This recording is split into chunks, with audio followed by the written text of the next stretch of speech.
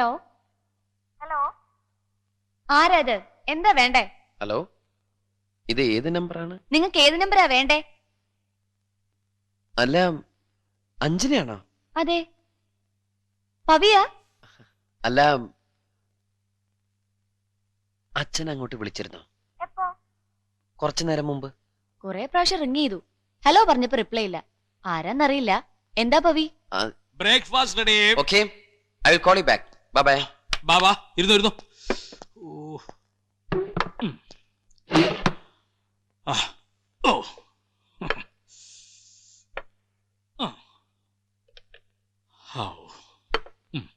അച്ഛൻ അഞ്ജനെ വിളിച്ചിരുന്നോ? ദാ ചെവിയും കേക്കണ്ടായ.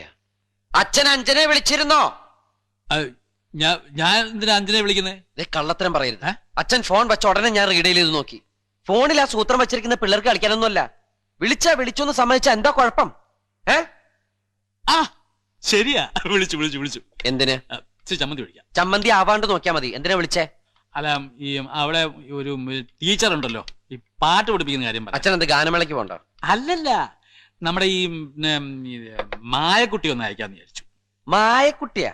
അവളൊരു മൂളിപ്പാട്ടെങ്കിലും പാടുന്നത് അച്ഛൻ ഇതുവരെ കേട്ടോ? ഒന്നുമില്ല, എന്നാലും നിന്റെ ചേട്ടന് ഭയങ്കര നിർബന്ധം അവളെ പാട്ട് പഠിപ്പിക്കണമെന്ന്. എവിടെങ്കിലും കൊള്ളാവുന്ന ടീച്ചർമാരുടെ പറയണമെന്ന് എന്നോട് പല പ്രാവശ്യം പറഞ്ഞു. ചേട്ടൻ അങ്ങനെ പറയാൻ വഴിയില്ലല്ലോ. എന്താ എടാ, എന്തെങ്കിലും പറയാനുണ്ടോ? ഓർക്ക പറയണം. നിന്റെ ഈ പ്രായം കഴിഞ്ഞാൽ ഞാനും ഈ നിലനിർത്തിയത്, മനസ്സിലായ? നിന്റെ ഈ കളിയൊക്കെ എനിക്ക് മനസ്സിലാവുന്നുണ്ടോ?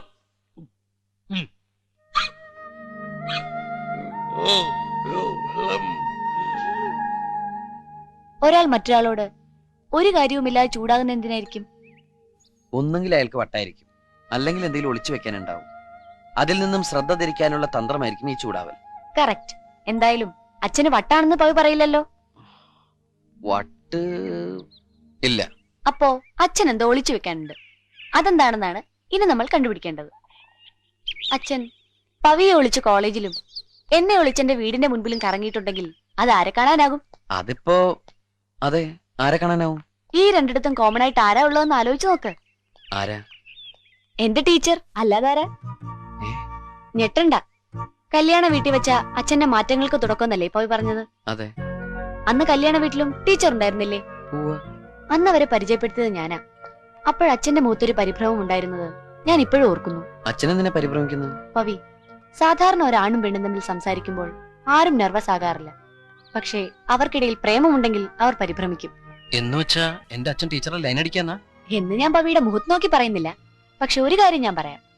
അതിനുശേഷമാണ് പവിയുടെ അച്ഛൻ പഴയ പ്രണയഗാനങ്ങൾ കുത്തിയിരുന്ന് കേൾക്കാൻ തുടങ്ങിയത്, പവിയുടെ ജീൻസ് ഷർട്ടും ഒക്കെ ചാർത്താൻ തുടങ്ങിയത്, ഡൈ ചെയ്യാൻ തുടങ്ങിയത്. എന്തായാലും അച്ഛന് ടീച്ചറോടെന്തോ സോഫ്റ്റ് കോർണർ ഉണ്ടെന്നുള്ള കാര്യം ഉറപ്പാ. അതിനപ്പുറം തെളിവുകളൊന്നും നമ്മുടെ ഇല്ല പവി. തെളിവില്ലെങ്കിൽ നമ്മൾ കൂടുതൽ തെളിവുകൾ ഉണ്ടാക്കണം. എന്നിട്ട് വേണം അതും പറഞ്ഞ് ആ കള്ള കാമോനെ മുമ്പിൽ നിർത്തിയിട്ടൊന്ന് പൊരിക്കാൻ. അതിനെന്താണ് ഒരു വഴി? ആ, ഒരു വഴിയുണ്ട്. ഹലോ ഹലോ ഹലോ ഹലോ, ഞാൻ ശ്രീദേവിയാണ്. ശ്രീദേവി ദേവിയാണോ? മേനോൻ സാറല്ലേ? മേനോൻ സാറോ? അങ്ങനെയല്ലോ ദേവി എന്നെ വിളിക്കാറ്.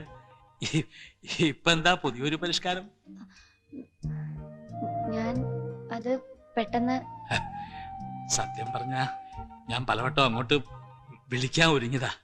പിന്നെ ഞാൻ വിചാരിച്ചു ദേവിക്ക് ചിലപ്പോ എന്നോട് വിരോധം ഉണ്ടോന്ന്. എനിക്കെന്ത് വിരോധം?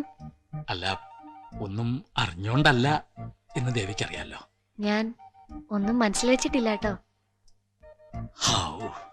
അത് കേൾക്കുമ്പോ ശരിക്കും വല്ലാത്ത മനസമാധാനമുണ്ട്. പിന്നെ അന്ന് കല്യാണ വീട്ടിൽ വെച്ച് ദേവി എന്നെ കണ്ടപ്പോ തന്നെ മനസ്സിലാക്കിയല്ലോ. അത്ഭുതം തോന്നിപ്പോയി. പിന്നെ ആ പാട്ടോടെ കേട്ടപ്പോഴത്തേക്ക് പഴയ ഒരുപാട് കാര്യങ്ങൾ മനസ്സിലേക്ക് അങ്ങനെ തിരമാല പോലെ ഇങ്ങനെ. ഏത് പഴയ കാര്യങ്ങള്? പഴയ കാര്യങ്ങൾ എന്ന് പറയുമ്പോ എല്ലാം ഓർക്കാനുള്ളതല്ലേ. പക്ഷെ ആദ്യം ഓർമ്മ വന്നത് അന്ന് ഞാൻ എഴുതി തന്ന ആ കവിതയില്ലേ, മനസ്സിലായ? പിന്നെ ആ കവിതയല്ലേ? ഞാൻ വിചാരിച്ചു ദേവി ഒക്കെ മറന്നിട്ടുണ്ടാവുന്ന്. എങ്ങനെ മറക്കാനാ? അതിന്റെ ഹൃദയത്തിലല്ലേ എഴുതിയത്. സന്തോഷായി. ഇനി അതൊന്നും മോളിയും കൂടെ കേട്ടാൽ കിച്ചേട്ടന് വലിയ സന്തോഷായി. ഒന്നും മോളില്ലേ? അയ്യോ അതല്ല, ആരോ വരുന്നു, ഞാൻ വെക്കുക. അല്ല,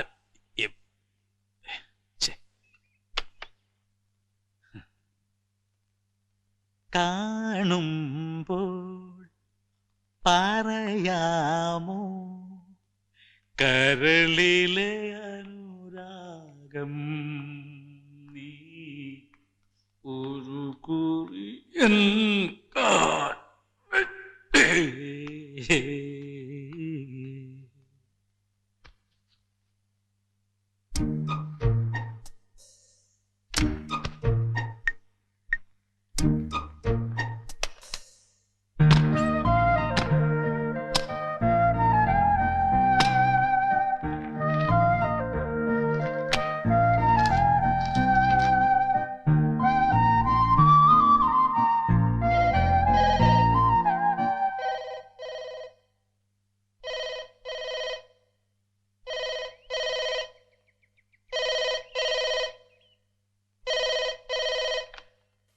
ഹലോ ഹലോ ഹലോ ഹലോ, ആരാത്? ദേവിയല്ലേ? ആരാ സംസാരിക്കുന്നത്? കൃഷ്ണൻകുട്ടി മേനോന്ന് പറയണോ, കിച്ചുവേട്ടെന്ന് പറയണോ, എങ്ങനെയാ? എന്താ എന്താ ഒന്നും മിണ്ടാത്തെ? ഞാൻ എന്താ പറയാ? എന്നോട് പിണക്കുണ്ടാവൂലേ? പിണക്കോ? എനിക്കോ?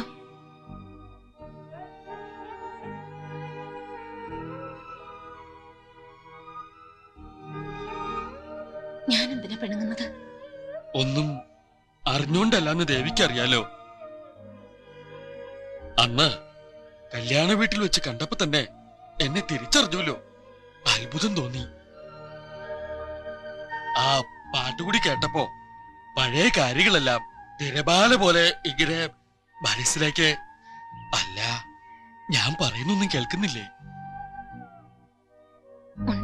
ഹാവൂ, ഇപ്പൊ വിളിക്കാൻ ഒരു കാര്യമുണ്ട്. കഴിഞ്ഞ ദിവസം പഴയ പുസ്തകങ്ങളൊക്കെ തപ്പിയപ്പോ നമ്മുടെ ആ കവിത കിട്ടി. ഓർമ്മയുണ്ടോ? വർഷം എത്ര കഴിഞ്ഞിട്ടും അത് മനസ്സിലിങ്ങനെ കാണുമ്പോൾ പറയാമോ കരളിലെ അനുരാഗം നീ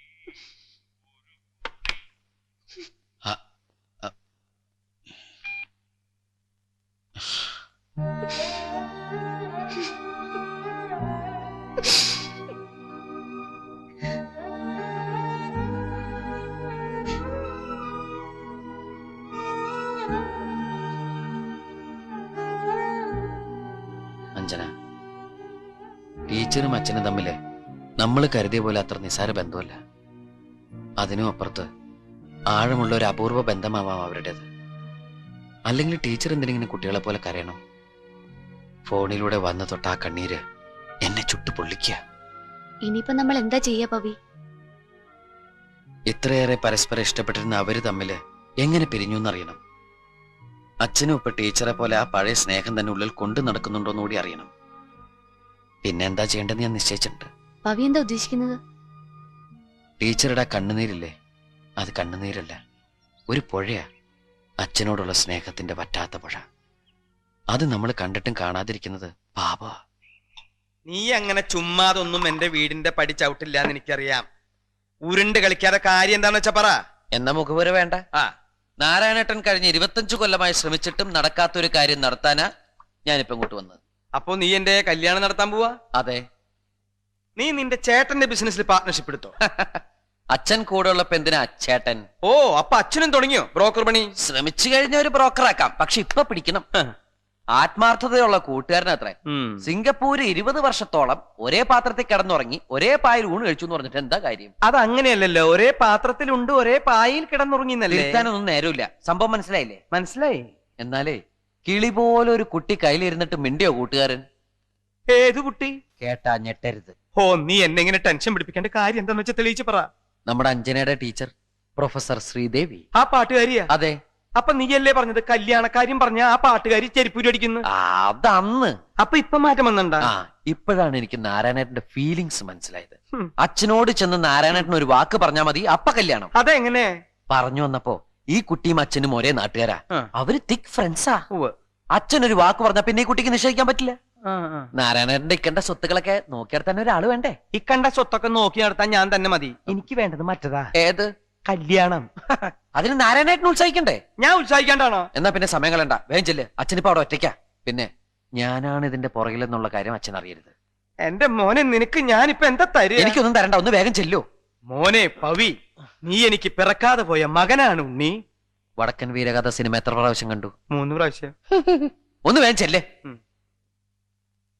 ദേവി ശ്രീദേവി തേടി ഓ നല്ല കാലം വന്നപ്പോ നട്ടെല്ലൊന്നും വരണില്ല. എനിക്കോ അല്ല, ഈ രാത്രി തന്നെ വേണമെന്നില്ല, നേരം വെളുത്തിട്ടായാലും മതി. ഞാൻ സ്കൂട്ടറും കൊണ്ട് വരാം. എനിക്കോ പിന്നെ എണീക്കാൻ.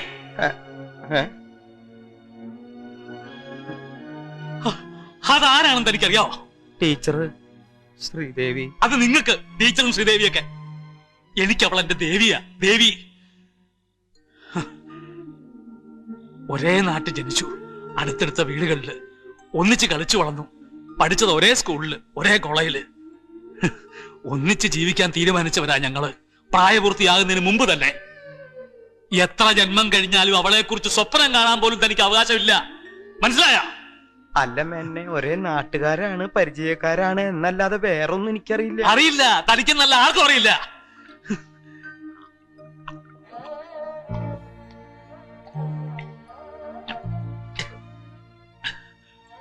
സമ്പത്തും തറവാടുത്തും വെച്ച് നോക്കുമ്പോ അവളുടെ മുമ്പ് ഞാൻ ഒന്നുമല്ലായിരുന്നു.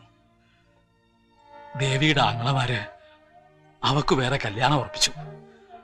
ദേവി പറഞ്ഞു, ഞാൻ വരാൻ കിച്ചേട്ടാ, നമുക്ക് എങ്ങോട്ടെങ്കിലും പോവാം. എന്തൊക്കെയോ വാരിപ്പെറുക്കി കല്യാണത്തിലെന്ന് പാതിരാത്രി ഞങ്ങൾ ഇറങ്ങി. പക്ഷേ പുഴ കിടക്കുമ്പോ അവര് പിടിച്ചു. എന്നെ തല്ലിച്ചതച്ച് ചത്തൂന്ന് പറഞ്ഞ് കായലിന്റെ വരമ്പത്ത് കൊണ്ടിട്ടു. എഴഞ്ഞു വലിഞ്ഞെവിടേക്കോ പോയി. അവസാനം സിംഗപ്പൂർ വന്നടിച്ചു.